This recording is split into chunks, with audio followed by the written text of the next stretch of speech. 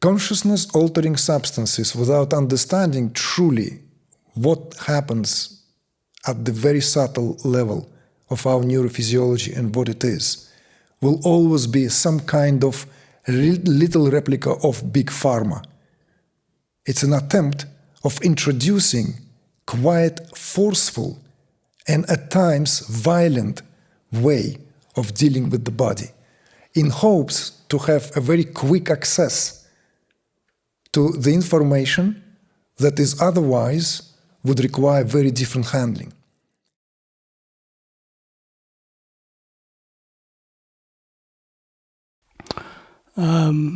So my question is in relation to my work.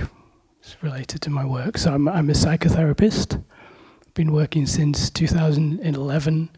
I originally trained in Gestalt, and then since then in internal family systems. I'm not sure if you're familiar with IFS.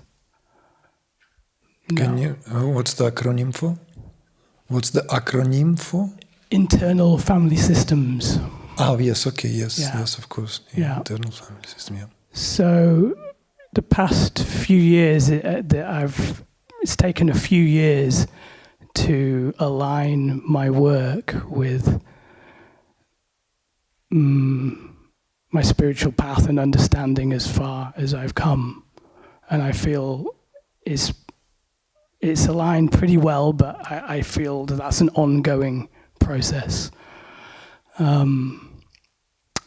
And a few years ago, I came across a model of called PSIP, Psychedelic Somatic Interactional Psychotherapy, which uses low dosage psychedelics, like very low dosage, like mainly ketamine and cannabis, because in many places they're legal.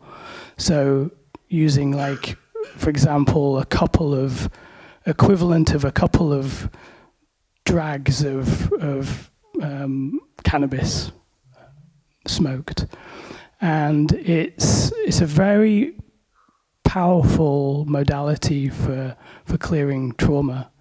And the way it works, just to say a little bit about that, is that it just relies on the intelligence of our autonomic nervous system, and that as mammals, like all mammals, we have the capacity to process trauma.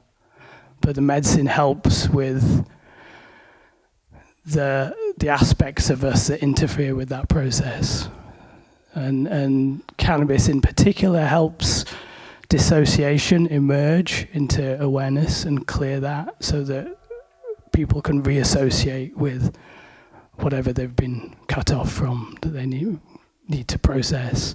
So I've been feeling very drawn to train in that modality.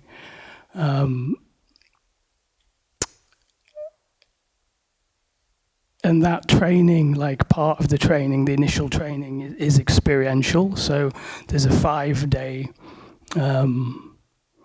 block that involves taking the medicine. It would involve taking the medicine myself with a trainer. The group is like just 3 people with 1 trainer.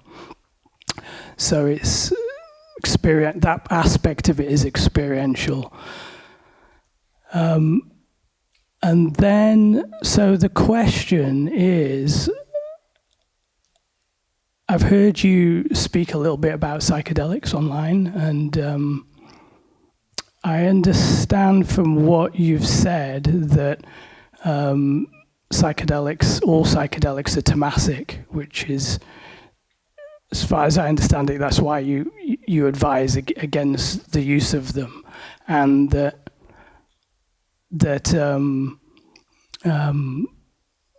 being on this path, they're not necessary. And that makes sense to me, particularly given the experience I've been having so far.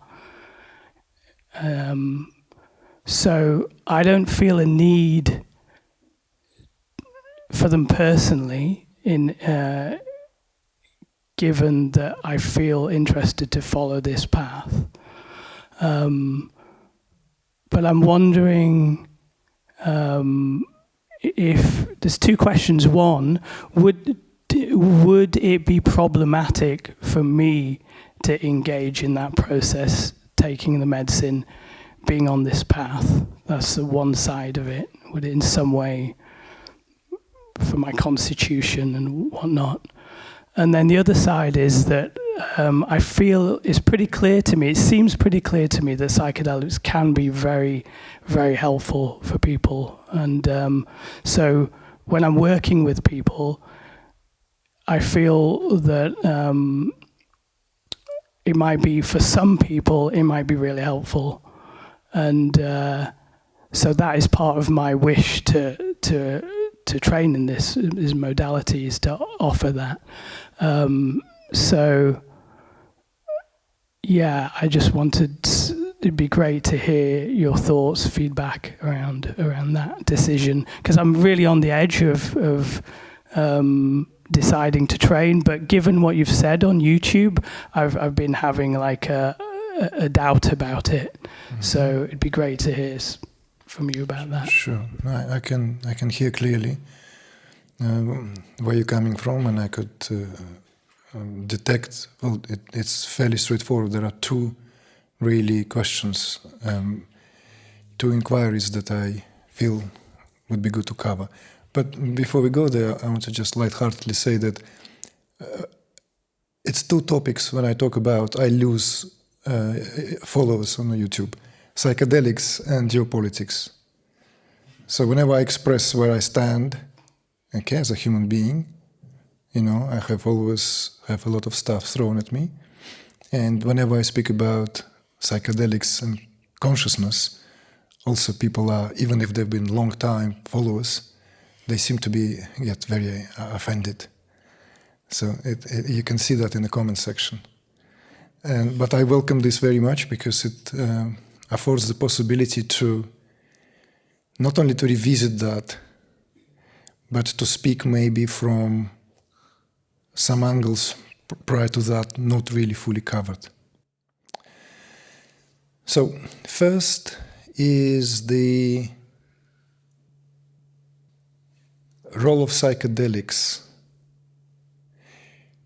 and the place of psychedelics in working with consciousness, in a sense of what it means as a matter of speech, because really this limitation of the language, to help to unlock both the hidden potential, to overcome, let's say, the opaque nature of how everything sits here unless there is an access to the transcendent or the subtle, and also the way the system gets clogged with accumulated traumas and stresses, where psychedelics can be definitely very helpful to at least unleash the possibility for release of that. Which, as you know, also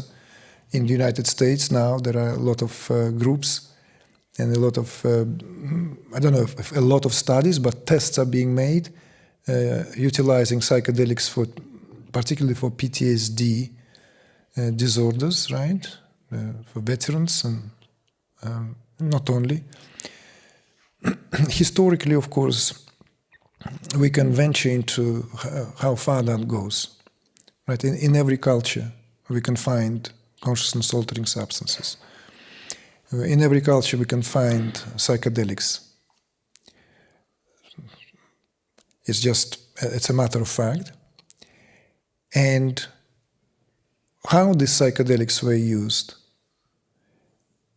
and whether the psychedelics, in fact, there were even suggestions that all ancient forms of spiritual approaches, one way or another, must have incorporated psychedelics. If not, psychedelics were a primary source for breaking through that so-called, inaccessible realm. But before we go there, just as an example, I forgot his name. There was this guy who was married to a Russian lady, And this is, we're talking about early part of the first part of the 20th century, who was known for being like the biggest champion of mushrooms. Like literally everything, mushrooms. And he went as far as insist that all the hymns of Rig Veda and the coveted Soma is mushrooms, really. There is a Wikipedia page of it. His name just escaped my mind. When it comes, I will bring him up. Wesson or West? Or Wesson? Sounds close. W, definitely. Yeah. Western, something like that. Weston. He was married to a Russian lady who turned out to be the very main source of influence, but somehow during his lifetime he omitted that part. So he kind of did not really champion his wife's influence, but this all came later because she came from a long tradition of using psychedelic mushrooms, where in Russia it exists to this day, particularly those mushrooms that are considered to be actually poisonous. They are hallucinogenic mushrooms, deliberately hallucinogenic, and one need to know how to utilize them. Anyway, his work was very well known in the heydays of all these polemics. There were even funds available because his name and repute. There were a lot of researches in that, and he published many books. And the most outrageous, in my perspective, the insistence that Soma is a substance. And of course, Indologists, as well as Egyptologists, they always bended the interpreting the cultures that they understood only from the point of view of the outsider. In other words, from the point of view of what still lingers even today in the academia, what I personally call as remnants of intellectual imperialism or intellectual colonialism, when certain ideas are superimposed on a culture which, effectively speaking, remains hermeneutic, and access to that culture can only be given through consciousness itself. It's very tantric. We can speak about it just from that point of view, because tradition and various veins, how that tradition flows, is within the domain of Shakti. Why? Because Tantra operates with this understanding, unapologetic understanding, and as we will progress, you will see how it linked to your profession, to your chosen profession, and the choice that you are now faced with. So, in Tantra, the most important means of communication as speech is a domain of Shakti. In Tantra, there are no talks about ego or blaming the mind. It's a kindergarten, of spirituality. Tantra is a sophisticated system, whether Advaita or Advaita, and no talk about ego or mind or any such thing really has a place. The understanding is very clear. In the Kundalini course, we talked about the mechanics of where duality takes place. It takes place in the process of breathing. It is in the process of breathing that the possibility for the dual structure of the brain is set in motion. So this is why insistence in traditions to working with breath as the shortest direct cut to the state of unity, because that's what brings the possibility of overcoming that polarization. And of course, Kundalini gives this as it grants that experience. Why? Because Kundalini is the Shakti, and the body is a byproduct of Kundalini. And speech itself is the highest expression of Shakti. Saraswati herself, that expression, Saraswati sits on one's tongue. Or, if it's a poet, may Saraswati sit on my tongue.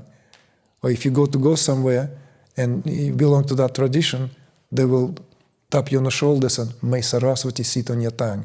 Means have a good presentation. All this is, of course, Saraswati, right? The particular aspect of consciousness, particular, specific kind of creative intelligence, supreme intelligence, exemplified by Saraswati as the goddess of speech, who carries the garlands made out of letters. So these letters, of course, of Sanskrit alphabet exemplify and represent the full matrix of creation. So Tantric psychology, in fact, is a very different kind. Tantric psychology is dealing with the archetypal forces which are foundational to human psyche, foundational to that what we then speak of as human psychology. So in other words, what we speak of human psychology in Tantra is understood to be that invisible part of the iceberg, maybe not as good example, more like foundational ground upon which the body is erected as a temple. In other words, all the carrying structure, all the pillars that carry, that not just emblematically superimposed like in postmodernism as a reference to, let's say, Doric or Ionic order of the early days of Greek civilization. No, columns are actually carrying elements of architectural ensemble. So these very, very archetypal forces are at the basis of human personality. Other than that, at least from the perspective of Tantra, there is no human personality per se. And this is, in a way, our theme of our immersion is linked to, really linked to. So when we go to the Samavesha as repossession, we will have to speak about it with as much emphasis as we could really bring forth. So going back to this now, the perspective on psychedelics and the anthropological evidence of what perhaps this was in use by earlier civilizations. And that drink Soma was, of course, central to the discussion, and even people who were not interested in Indian culture, Indian spirituality, they were interested in that coveted secret of what that Soma might have been made of. And it's a fascinating topic because there are many, many different propositions were made, which then neatly were split between insisting that it was actual something. In other words, it is the result of pressing some substance. But whatever, whether this was accompanied by ritual or not, that's beside the point. But the fact remained that it's a substance that would then be made into a beverage to drink. Okay? Like among the Native Americans, the cacao was used as an offering to gods, right? That why we all,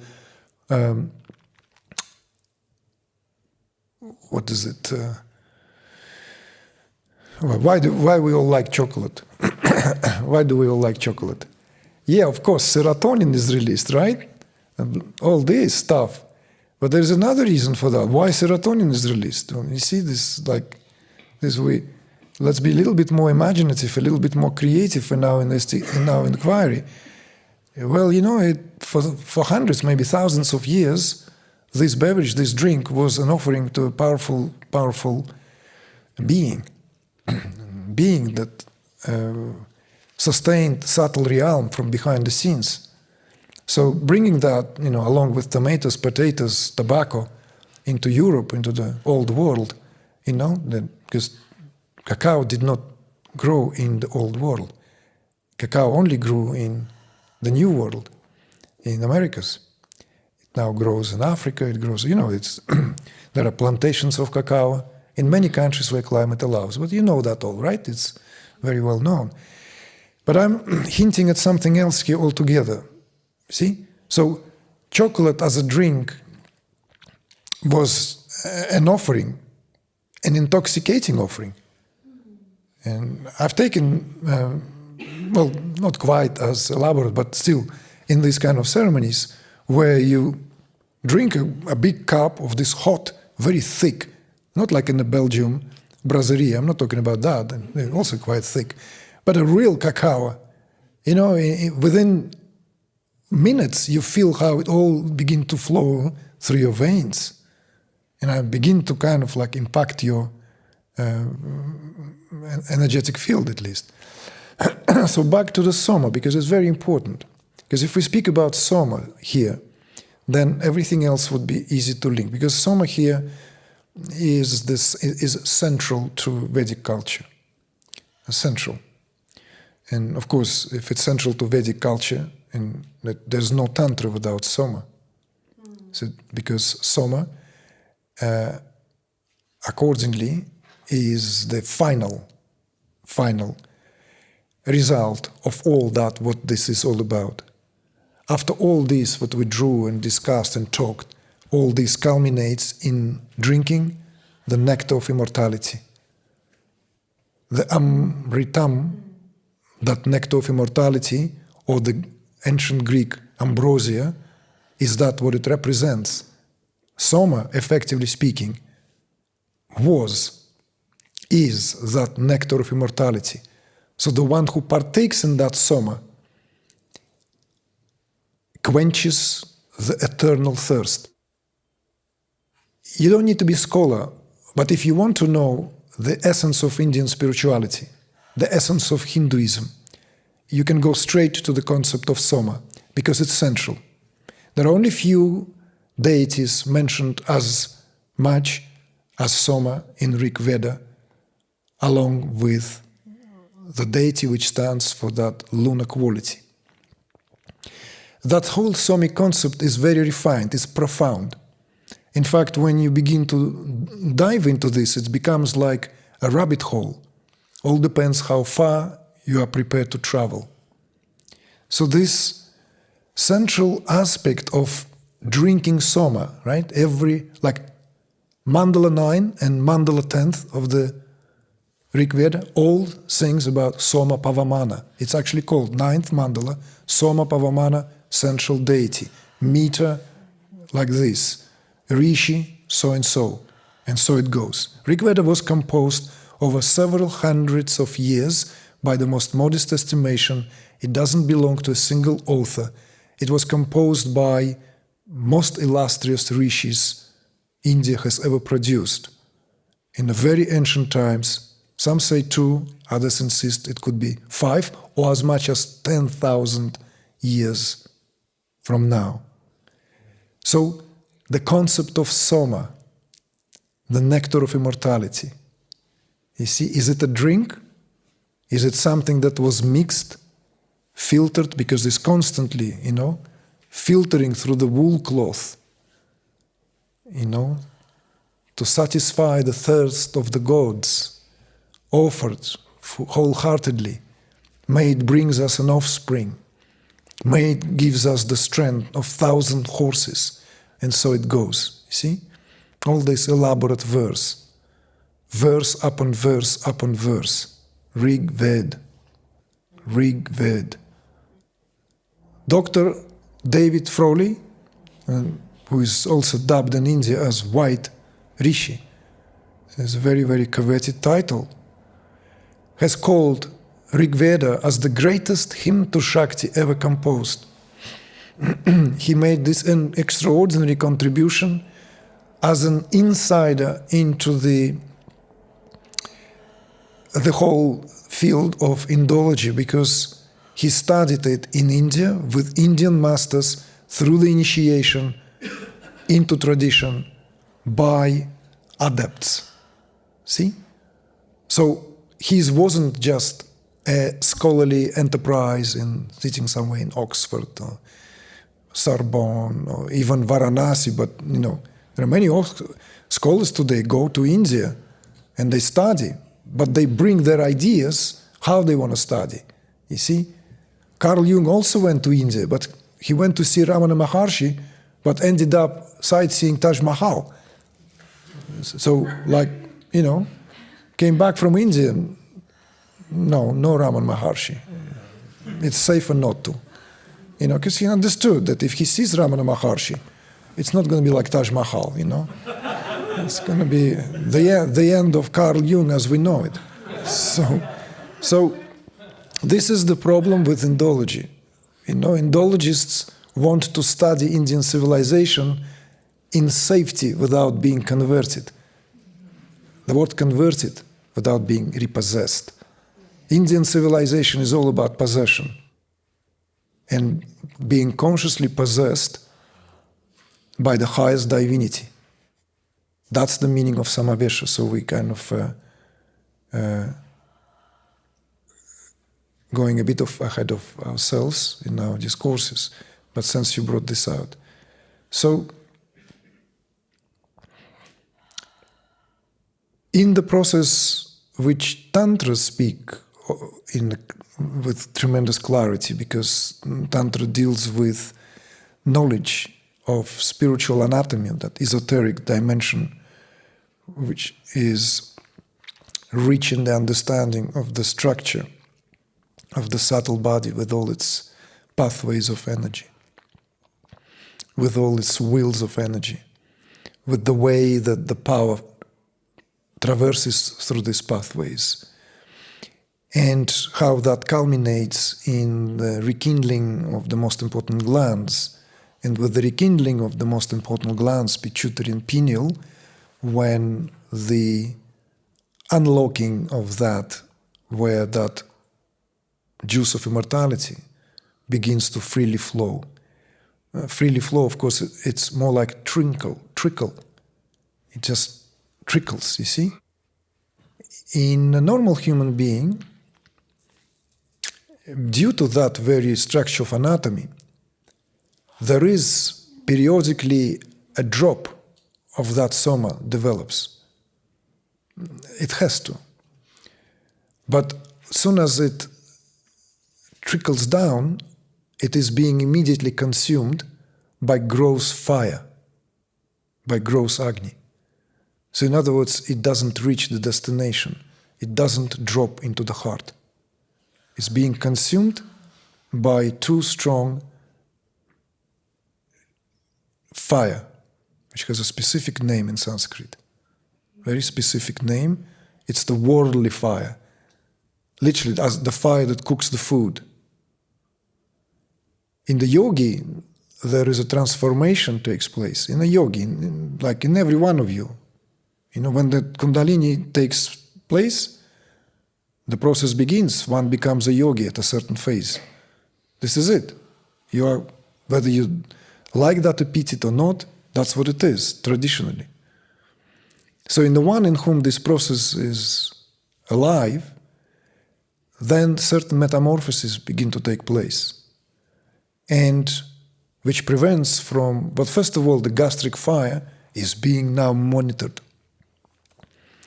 It's now begin to be shared with a different kind of Agnis. There are 17 different Agnis. At each level of the tissue, there's Agni. Each of the 7 dhatus has an Agni of a dhatu, the tissue, right? From plasma to shukra. But then there are other Agnis.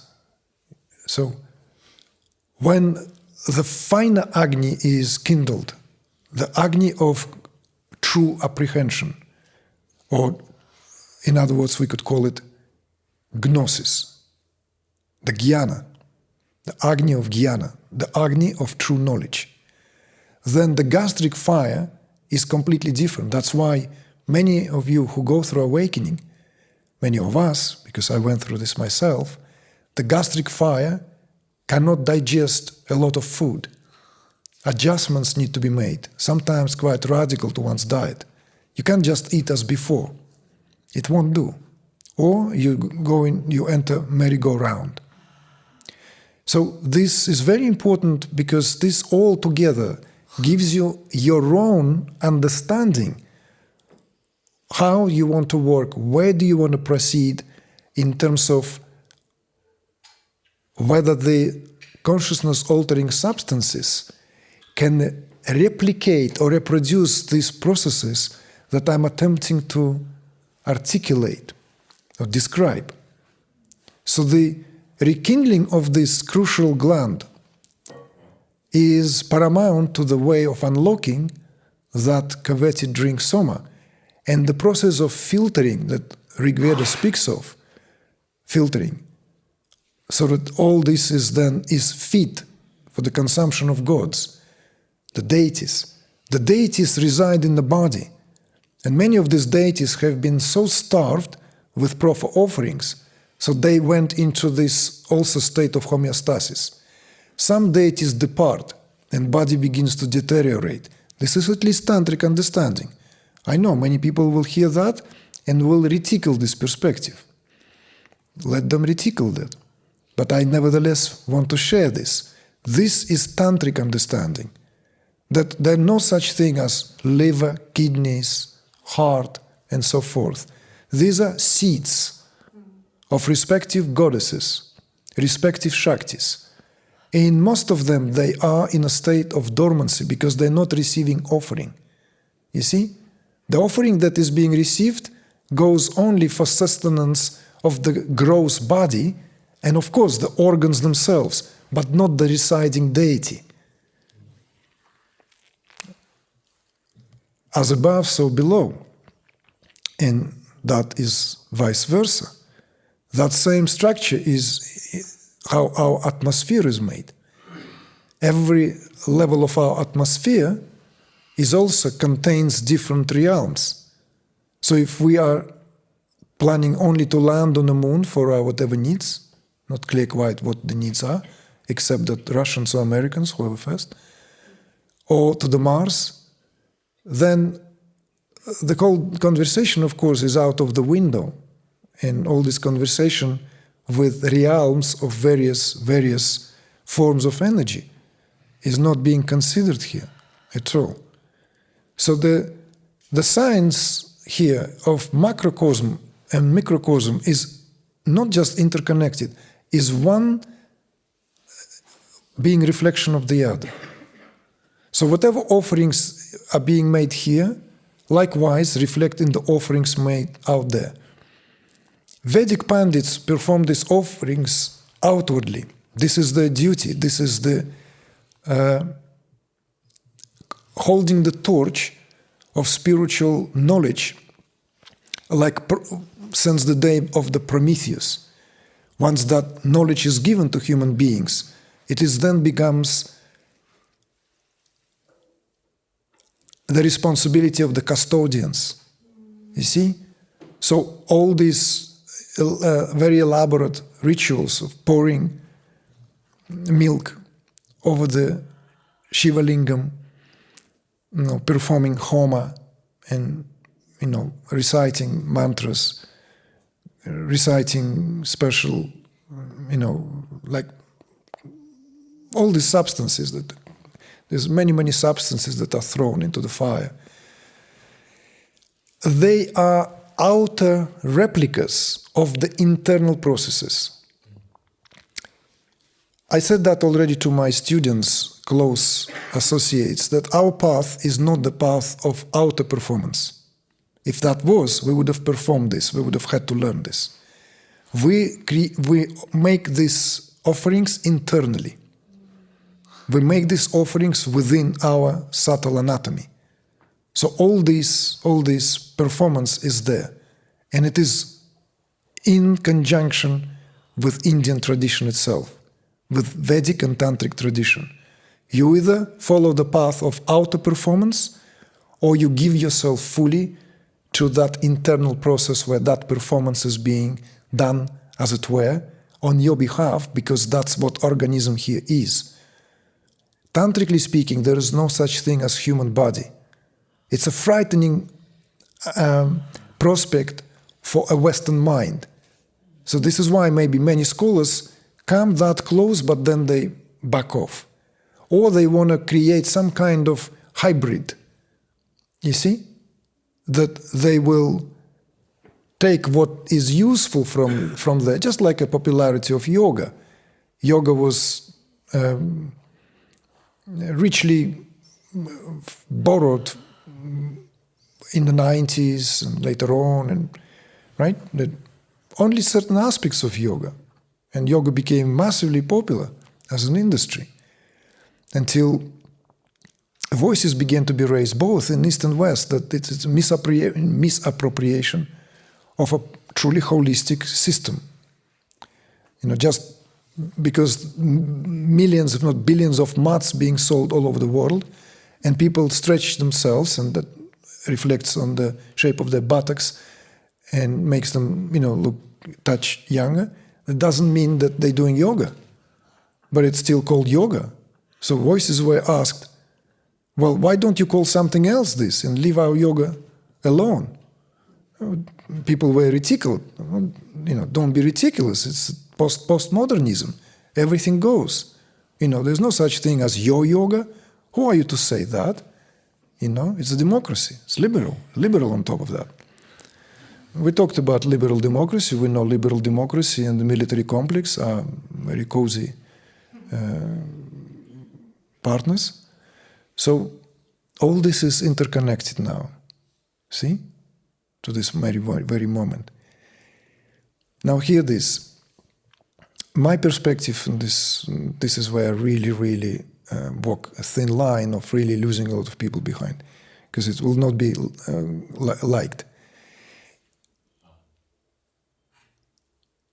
Consciousness-altering substances without understanding truly what happens at the very subtle level of our neurophysiology and what it is, will always be some kind of little replica of big pharma. It's an attempt of introducing quite forceful and at times violent way of dealing with the body in hopes to have a very quick access to the information that is otherwise would require very different handling. So ayahuasca is by far enjoyed longer popularity than what is happening right now with, let's say, microdosing, which is another attempt at, you know, shortcutting all this widespread popularity of adaptogens and boosters and all this, right? Ashwagandha, maca, all these like power-enhancing herbs were always used in ancient cultures, and in India and such culture. India's ancient culture. Right now, it's a modern culture, but it's ancient culture. Indian civilization is still alive. It didn't distinguish itself. So ashwagandha was taken 10,000 years, and ashwagandha is taken now. Turmeric was as important back then and had the term prabhav. You see? As it is now, which means special potency, which means it goes beyond the properties that it exhibits. See? In Ayurveda, this is a very special term. It goes beyond the property it exhibits or displays. When something contains that, it's truly a gift of nature, a gift of gods. See? So therefore turmeric is used widely. Skillful physician will apply turmeric everywhere, internally, externally. And it's fantastic in food. What a colorant. It makes food joy, vibrant. It's the... Oh, come on, don't get me started. So back to this whole thing, you see, because I said I want to take this as an opportunity. Because just saying, speaking about it as I did before, that all consciousness-altering substances, all hallucinogenics belong to the Tamasic group, period. I've said that many times, but it doesn't kind of impact anyone who believes that it's fantastic to take and really helpful because it helped me, it helped so-and-so. But the understanding of what it means tamasic and what it means increase of tamas. So we need to understand that tamas diametrically stands in opposition to the process of rekindling of pineal gland. Diametrically. See? So in other words, natural process of yoga, internal yoga, is postponed, pushed further away. And this is the only reason why I do not recommend that. You see? When my sadhana was over, I'm like, the only way I know how much red wine I drink is by the corks I collect. And I have a good box there of corks, real corks. See? Sometimes like, oh wow, I'm doing pretty well. It's like, no, and I drink sake, no problem. Like, I don't know, recently I'm trying very good Japanese whiskey and prefer it to the Scottish. I feel it's somehow more palatable. But I never drink. I don't, it's not that I drink. I enjoy it. It's a very different thing. You see? So, is it consciousness-altering substance or not? Well, some will argue, what's the difference? Someone doesn't want to drink and they prefer to smoke pot.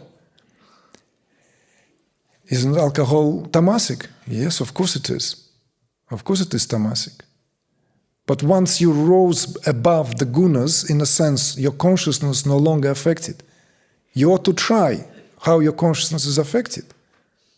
You ought to find out. If alcohol has influence on the state of your consciousness, then sadhana should continue, and one should abstain from alcohol. If it impacts, if it somehow creates anything that makes one's consciousness duck down, let alone gives one hangover and all the rest of it. So, it's not enough, apparently, just to say that it's tamasic. What's important here is, what is it for in the first place? So, therapeutically, yes, like this microdosing is being taken as a shortcut to boost the performance.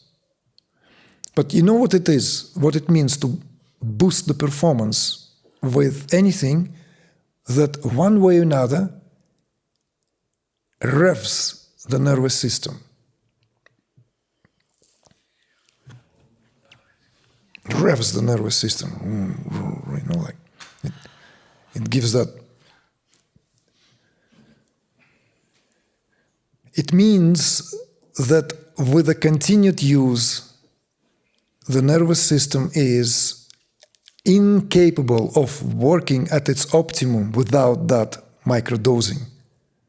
But the people who are on it will insist that this is nonsense. It's minute, but look at the benefits. They say in Silicon Valley, everyone on the microdosing, otherwise they wouldn't last.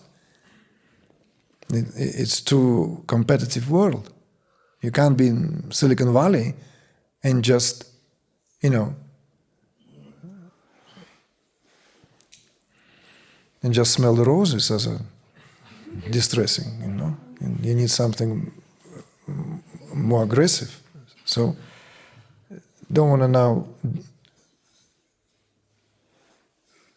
deflate this to the jokes, and this is not really what this is about. It's a very serious, and this conversation should really take place in forums, clearly, because there is a propensity. So let me go back where I've mentioned ayahuasca. Ayahuasca has already been now, as you have heard, widely used. The popularity of ayahuasca started, I don't know, maybe 20 years ago, with the turn of the century, more or less. And already as far as 15 to 12 years ago, like maybe it was a peak. Who remembers that? How everyone was checking boarding plane to Peru, to all these countries to attend ayahuasca ceremonies. And then the shamans are being brought to the States, everything is streamlined, made much more adaptable for the market. So you want ayahuasca? No problem. Let's just get the group and all that. So A lot of people swear by it. But I will give you one example which is very, very intimately connected to this work. And I hope the person I will mention will not mind, because it's very clearly spoken and it's not a secret. It's someone who came to this work in quite early years and has been, prior to that, associated with the TM movement. Him and his wife, late wife I should say, worked in the TM movement from early days of the TM movement, since the student years. He's a brilliant artist. His parents were brilliant artists, both of them brilliant artists. And so he was really addicted to ayahuasca retreats. His wife told me that he attended as many as 100 retreats approximately, ayahuasca ceremonies. And he came to one of our immersions in Mill Valley in California back in 2014 in the spring, I believe. And it was his first retreat with us, and he never gone back to ayahuasca. So she came to me once and she said, I just want to say thank you to you for bringing my husband back from all these ayahuasca trips, you see. And why am I bringing this example is because it's not just someone who was a meditator, very, very, I would say, substantial level, who was a TM teacher. Both of them were, because it's impossible if you're in the early days of the TM movement. They all became TM teachers. Not only that, he was for 30 years the director of the art department at the Maharishi University, which is renamed Maharishi University of Management in the United States, which is now based in Iowa. What's the city? Fairfield, thank you. Yeah, in Fairfield. So he told me this is who needs ayahuasca? This, you see? You want to know who I'm talking about? Someone, Datatrey, please share with the whole group the Touch of Grace by Carl and Harrison film, and you will see the man there, like elderly man, like shaking, trembling. He's there. So this example is to illustrate that there are consciousness-altering substances and there are conscious-altering practices. And in fact, it will be not even correct to call these consciousness-altering practices. There are consciousness-transforming practices. Altering doesn't go too far, because if something is altered, it goes back to the unaltered state. And this is another argument that in the ultimate analysis, the hallucinogenics may be useful, most likely are, and for some people may be the most immediate shortcut, but they are not helpful in the long term because of the quality of the vipak. In Ayurveda, it's known as post-digestive effect. In other words, anything that we experience has after effect.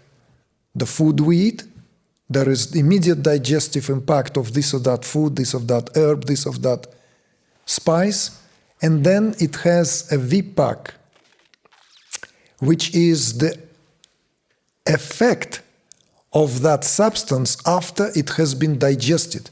So in other words, the true impact of whatever we just consumed. And this can be extended to anything. Anything. Every experience has that quality of final impact. You see? Everything we do. Now, we can't just... This is the most helpful way to understand things. is to understand how every experience is intimately interconnected. So whatever we nourish ourselves with always has that post-effect, after-effect. In the moment, it may be actually feel as a bitter pill, right? But the post-digestive effect of that is sweetness that begins to prevail. As the more dramatic example, the reverse is also true. Something which in the moment feels palatable, if not sweet, the after effect of that is maybe not as beneficial. You see? So the long-term effect of all hallucinogenics have that impact on the nervous system. You see? Because it creates that shortcut. And it is also very well known, particularly with ayahuasca. And this is interesting how a result, because in order for this to be truly given to, I hope that before it would be fully, widely applied, that there is enough clinical studies made. But with ayahuasca, they don't like to talk about how frequent very, very unpleasant experiences are, which in some cases utterly and entirely ruin the health of an individual, utterly and entirely. Not just ruin, like, can you imagine ruining nervous system? Not just someone coming out of the ceremony of this, not fully there, but cannot function properly, repeated nightmares, breakdown of basic functioning. All this is swept under the carpet. People are cheerful because, one can have fantastic experience, commute with the plants, communicate with the plants, have phantasmagoric experiences that are not available in waking state of consciousness, and so forth. And in some of the videos you may have watched, I talked about the provenance of ayahuasca and why ayahuasca, because there was a necessity in indigenous cultures when people, our ancestors, or people who live right now in the circumstances and environment, when they're utterly and entirely dependent on that environment, entirely dependent. The form of coexistence is often at the level of negotiation. And that negotiation can only take place when only some members of society, starting with the shaman, enter that altered state to communicate with particular plants, with animal kingdom, so as to strike, if you will, a deal, so that the tribe can peacefully coexist in the vastness of this jungle, or in the vastness of this savanna, where this either a tremendous humidity and all the diseases that are under every leaf and everywhere, or the heat is such degree, because this kind of altering, the similar practices can be found in other extreme geographical locations where there are extreme conditions. So, and then the modern, a modern man goes into these practices, and even though it's said it's under the supervision of the shaman and everything. I've met some of these shamans in California, British Columbia. Some of them are clueless kids, forgive me. What is the level of experience? But if you look the part, if you dress the part, it's then goes with the whole thing, and people roll with that. See? So now going back to the second part, which is much shorter, is that where your choice, what you're faced with. What seems to me, and this is where I have to be very careful, because I don't want to at all come from a place of influencing you. I just want to maybe encourage you to consider and looking into this. You chose the field of psychology, right? As the field to work with people, to help people, to study and evolve, because this is what it is. Whatever field we choose contributes to our evolution continuously. And then you also shared this connection that you made to this work. And you feel that you belong to it, which is a wonderful feeling. Why don't you make this leap instead and start exploring the possibilities of this work that it provides, instead of following some existing paradigms that outlined with the legitimization of drug use in daily life, most likely for tax purposes. So finally we can tax that. So before that was illegal. Why was it illegal? It's like prohibition. Same. At some point was era of no alcohol in the United States. Are you familiar with that whole prohibition? And so it was devastating time. People were poisoned. People were dying in buckets, because alcohol was of the poorest quality, and people still drank because every culture there will be always a booze, So booze is an art. It has to be high quality art. See? When you're out of your sadhana, there's nothing nicer than a good little cold, chilled bottle of Asahi beer. It doesn't go anywhere. It's not like German beer. It's not like British beer, It's in a league of its own. It's light, crispy, tangy. It has these citrus flavors and yet malty. So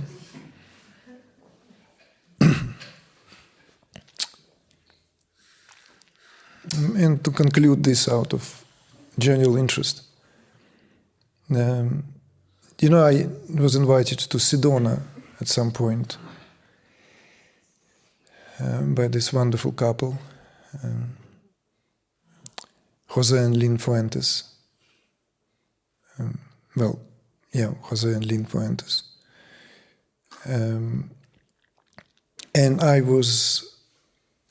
Jose is a co-founder of Sedona Integral, together with late Charles Wells, in whose house we've stayed as a family, me, my wife Amrita, and our then small kids.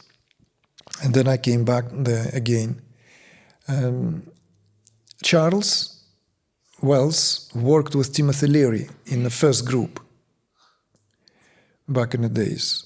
He was one of the first volunteers. And you probably know that Timothy Leary was among the pioneers who ventured to study systematically the impact, particularly under that umbrella of consciousness. So to see how these drugs that were widely available as part of the alternative culture, right? As part of that subculture of the 60s, of that counter, what is it called? I forgot the other term, counter what? Counterculture? Yeah, counterculture, but isn't it something else there? well, anyway, it's like alternative culture, the youth that we spoke about the other day, that were protesting against Vietnam War, that were partying, that were listening Jim Morrison, that were taking drugs and meditating, exactly. Yeah. You know, all following gurus, you know. Middle class was very strong in America at its peak. So there was a lot of money as well, a lot of money. So big spiritual movements was a possibility. You know, many teachers were active, building centers, ashrams. So part of that was also this, what the studies that Timothy Leary conducted. And Charles shared a lot of stuff with me, with us in a little group, but since I was staying in his house, we had a ball there. He was a really lovely man.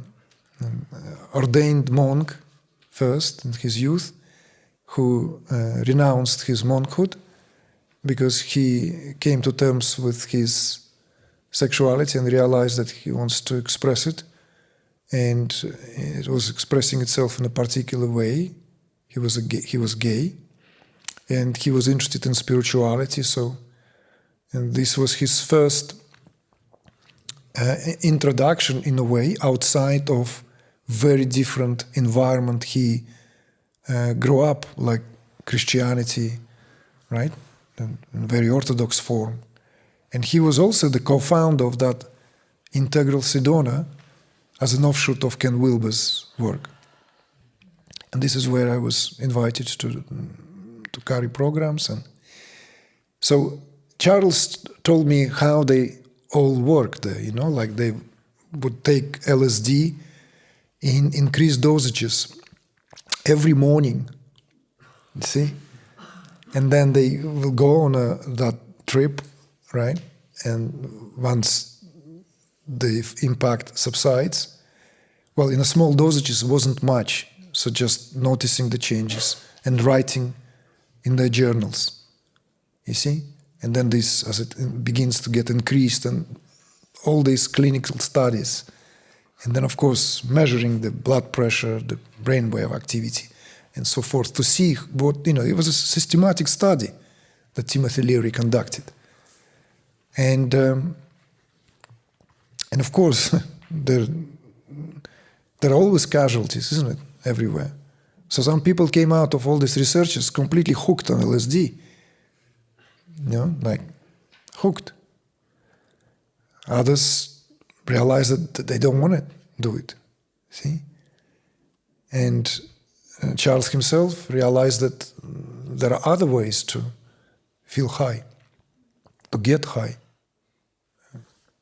So I would argue, and this is, of course, may sound very presumptuous, maybe for some groundless, but only time will show. This work is truly revolutionary in the sense of what it redresses. It can be used as a therapy, and it should be used as a therapy. See? For all sorts of things, because it's not working on something specific. It's all this, what's happening, is a byproduct. And one of the main byproducts is the freeing of the nervous system from accumulated, unmetabolized impressions. PTSD is when there's a lot of that. When the critical mass is reached, when the accumulated impressions clogged nervous system to such degree that nervous system cannot vibrate anymore with primordial vibrations. So it's a snag after snag after snag, failure of the system. So this is what I would encourage you to consider, look into that, tantric psychology, and begin to incorporate that into your work. I would introduce you to some of the peers in the field who are all retired, whom I hope to reconnect in our forthcoming trip to the States. People I've met some 10 years ago in California. One of them, for example, Stuart Savatsky, who wrote many books and was I think still is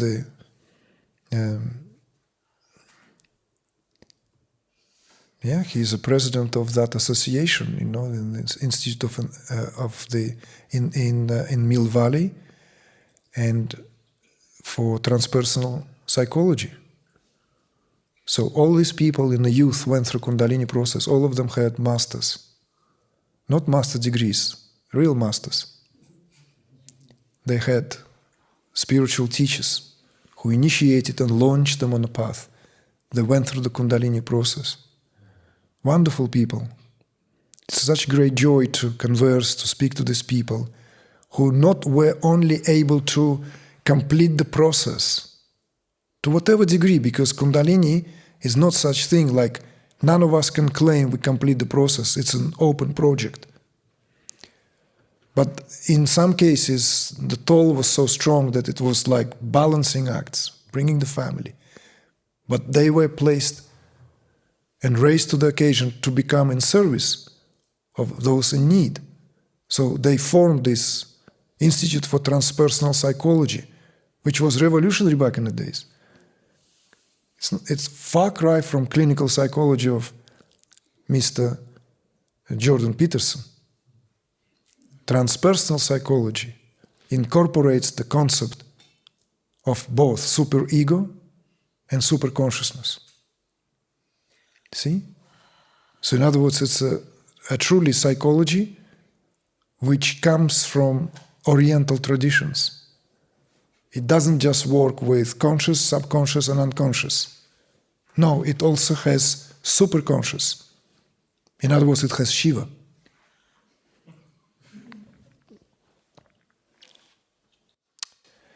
So this is what I feel like relating to you in two parts.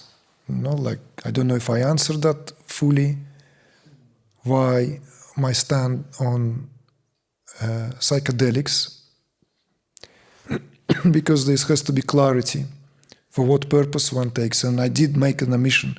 If someone for whom this is a shortcut, then perhaps that's what they should do to help this person to return to the community, to the family, to themselves. If this is even accompanied by less desirable side effects that all this come with. But if someone chooses it as path to enlightenment, I'd say good luck to them. Yeah, that's all. If they're deluded to that degree, if they think that Soma is mushrooms, well, carry on.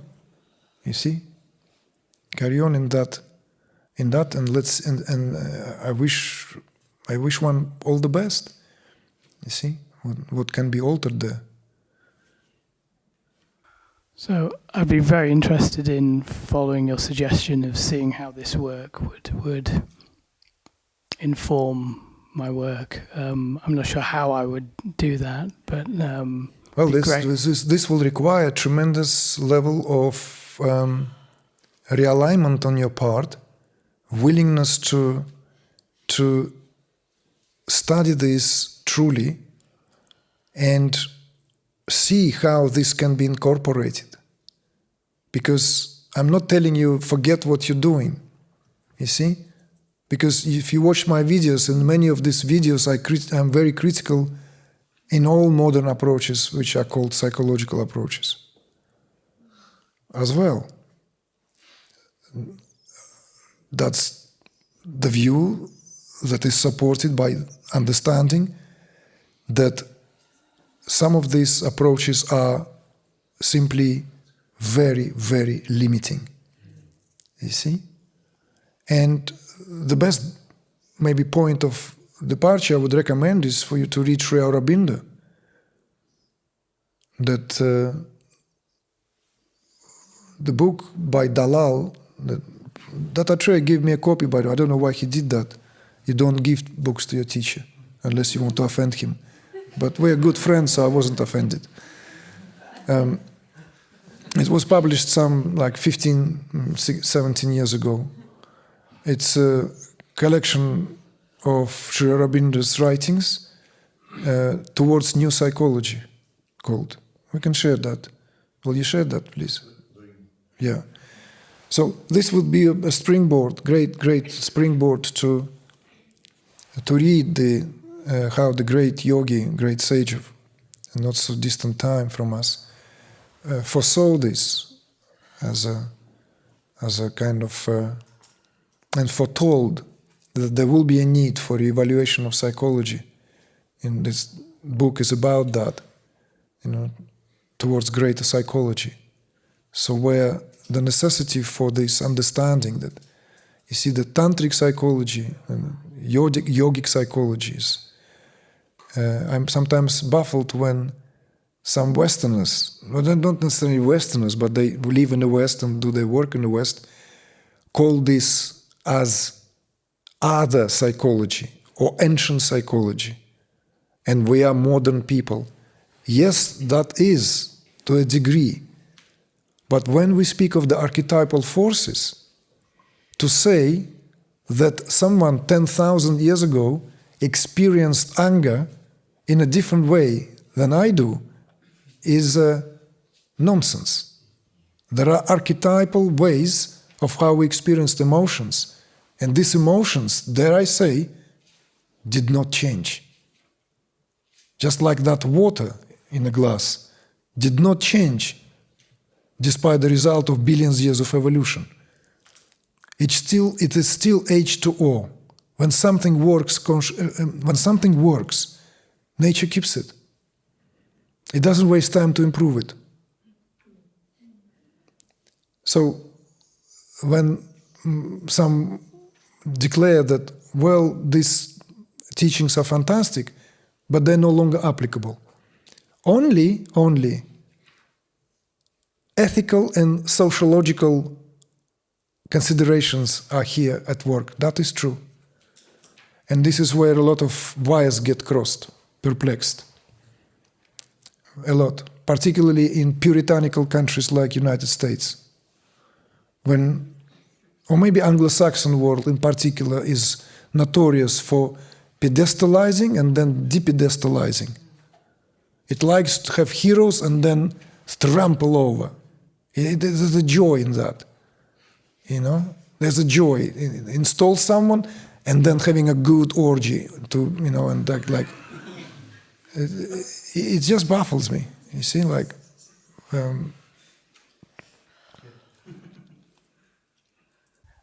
just to add that the reason I chose internal family systems is because it has the transpersonal in it. It works with that. So I feel that there is potential. Yes, exactly. Well, that's why I feel that, like the work of someone like Stuart Savatsky, right,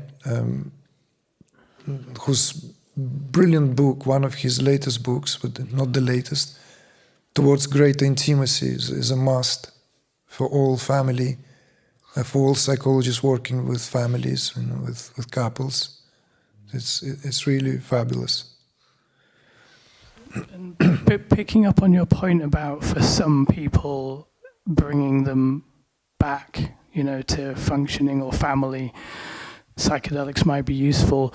What I'm thinking is, the reason I was motivated to look into this, because there's certain people who I work with who it's really difficult to work in a way where that can happen.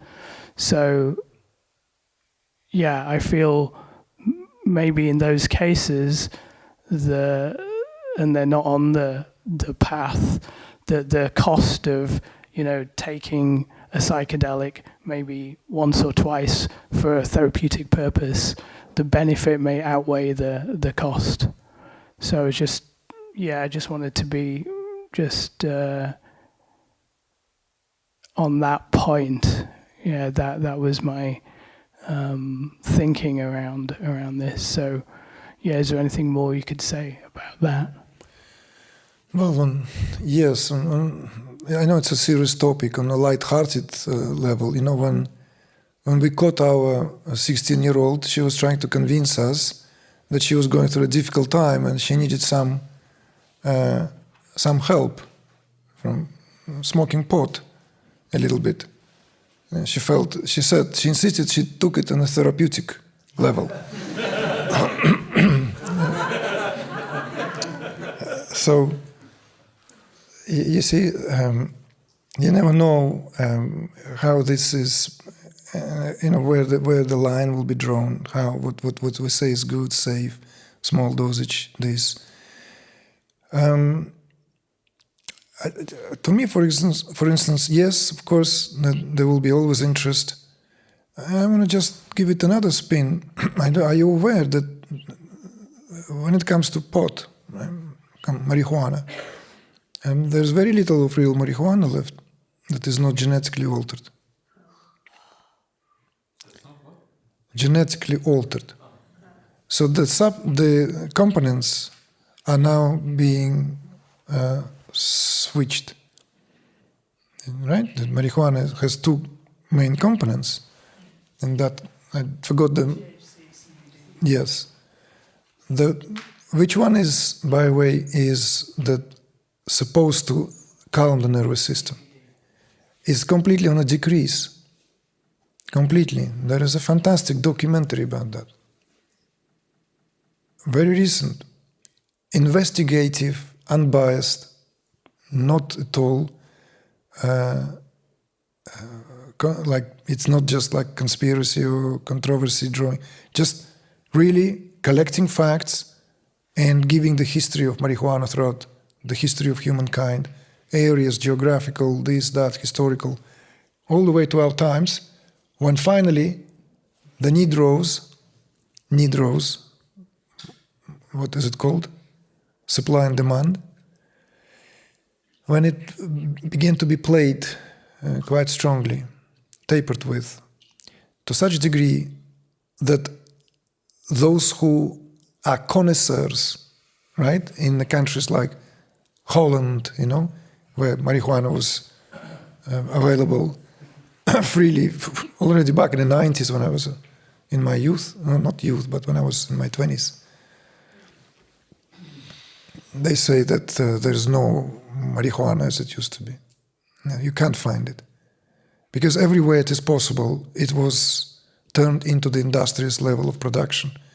So as soon as they heard about this possibility of growing much more, and this particular variety, which just like literally knows no limits, and then the ratio of these components started to go in reverse. Until now, it's very little of that. So most of marijuana, if not all of marijuana, is actually jiggering for the nervous system. And that impact that it had, calming, soothing, like a painkiller, like sleeping pill, all that, is actually in reverse. It makes consumers more nervous. Soon as the spike reached, it begins to drop down, and one starts to feel irritable. Like it's all in that documentary. There's nothing to do with like people were basically decided to go and look into this attentively. So I'm just giving this another spin on this. You see, on what is this as a plant. Because some people there would like to believe that it's a magical plant. Just as this other guy believed that everything is mushrooms. He was just completely maybe possessed by the spirit of mushrooms through that Russian wife of his. Just forgot to give her credits. Do you know that if you study Ayurveda, if you dive into Vedic sciences, you will see there are so many ways of working with addictions, working with traumas, at the level of biochemistry of the body. Herbs herbs are the first to be praised in the Rig Veda. Hymn to herbs there. You know how it is addressed in the Rig Veda? Herbs come to the earth to serve as a reminder to humans of their origin. So, hymn to herbs. And these herbs are all these herbs that have been and still are the great heritage of Bharatavarsha, the Indian civilization. These herbs that have been healing millions of people, millions and millions of people over the millennia, sustaining them, properly prepared, harvested, of course, first of all, and taken wisely, prescribed. So sometimes one needs to look at the root of trends. See? Look into the root of trends. Well, another reverse is just heard it the other day. Shared it with the immediate bodies just spoke. Ashwagandha apparently is a $9 billion business in the States alone, or North America. A billions dollar business because it's finally arrived fully. And everyone just takes a bucket of it because it's proven to be this, and that. Ashwagandha, the smell of the horse. Give me that horsepower now. Everyone wants it. People swear it's stronger than Viagra. Everyone takes it like huge dosages. But every rudimentary, first year student of Ayurveda will tell you that it's not at all good for nervous system. Should not be taken on a permanent basis. Should be taken only sporadically. And you don't need very large dosages because it suppresses nervous system. It suppresses cortisol. Yes, cortisol is a drug of stress, the hormone of stress. But we need some cortisol to function. Otherwise, the best Ayurvedic herb can become dulling substance on the system. You see? Why? Because it suppresses responses. It literally cushions everything and ever so slightly makes one less acutely responsive to the stimuli or to the environment. That's why it's called adaptogen.